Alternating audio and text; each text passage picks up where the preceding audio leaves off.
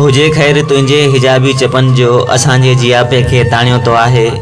हवाउनि सां नियापो उमाणियो तो आहे, हवाउनि सां नियापो उमाणियो तो आहे। साईं मुंहिंजा नियापनि जी नीरी मौसम में मयारुनि जा अणछो आहे एहसास कंहिं बेवफ़ा महबूब जे ॾिनल ज़ख़्मनि जो सूर न सहंदे कुछ अल्फाज़ हवाउनि जे आधार उॾारियां पियो शाल क़बूल पवन।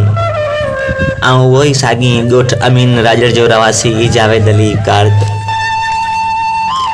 हाँ मुझे मन जा महरम तू कीअं आहीं, कहिड़े हाल में आहीं, ना को कासिद को हाल अहवाल त पंहिंजो ॾे। पिनी तोखां सवाइ ॾाढो ॾुखियो वक़्तु थो गुज़रे, तूं यादि करीं थो अलाए न। मां तुंहिंजी यादि जे हिजर में रोज़ मरां थो, जियां थो।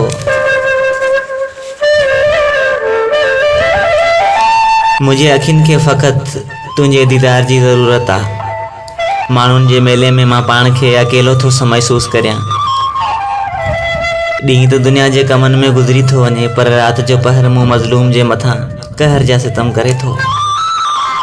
ऐं पोइ मां बेवस थी कलम खणी कागज़ ते दिल जा दास्तान लिखण ते मजबूर थी पवंदो आहियां।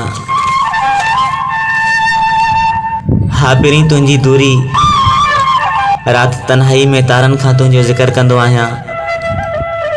हा पहिरीं मुंहिंजे मन जे मंदर में आधी राति बि तुंहिंजे प्यार जी पूजा कंदो आहियां।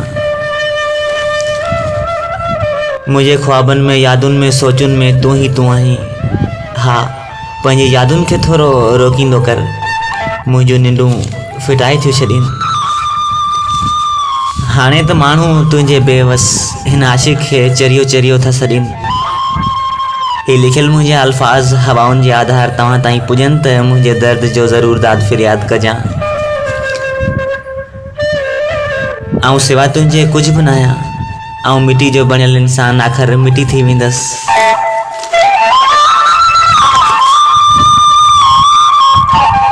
ज़िंदगी में तोसां मिलण थो चाहियां, कुछ निशानियूं ज़िंदगी में छॾण थो चाहियां। तू मिली त मुर्की मोकिलायूं मौत सां बि मुर्की मिलण थो चाहियां। घणो तजुर्बो आहे ज़िंदगी जो, बेबसूनी ते दुनिया छॾण थो चाहियां।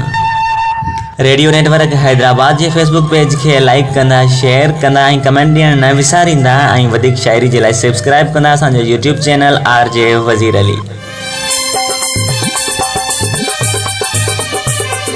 ओ बुद्धि रोवण जो आवाज़ पुछे इहो केरु आहे।